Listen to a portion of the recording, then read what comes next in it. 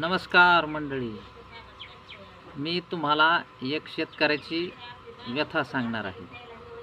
तर तुम्ही त्या उदाहरणाद्वारे एक समजून घेऊ शकता की आपल्याला जेवायला 15 मिनिट ते अर्धा तास लागतो आणि तेच पकवायला जर स्वयंपाक करायचा असेल तर 1 घंटा लागतो आणि तेच पकाऊ जर धान्य जर आपल्याला जर बनवायचं असेल तर आपल्याला त्याला 3 ते 5 महिने लागतात. म्हणजे शेतकऱ्याला जर त्याला दाणे जर तयार करायचे असतील तर तुम्हाला 5 ते 6 महिने लागतात. अशी अवस्था शेतकऱ्यांची आहे. आणि त्याच्या सभोवतालची जी मंडळी आहे, मजूर त्याला खात असतो, त्याच्यानंतर व्यापारी त्याला खात असतो, वाहतूक खर्च त्याच्याकडेच असतो, त्याच्यानंतर त्याचा हमाल त्याच्या मागच असतो. म्हणजे कितीतरी त्याला खाणारे लोक असतात, परंतु बिचारा शेतकरी हे सगळ्यांचा पोशिंदा हा कधीही व्याकुळ असतो.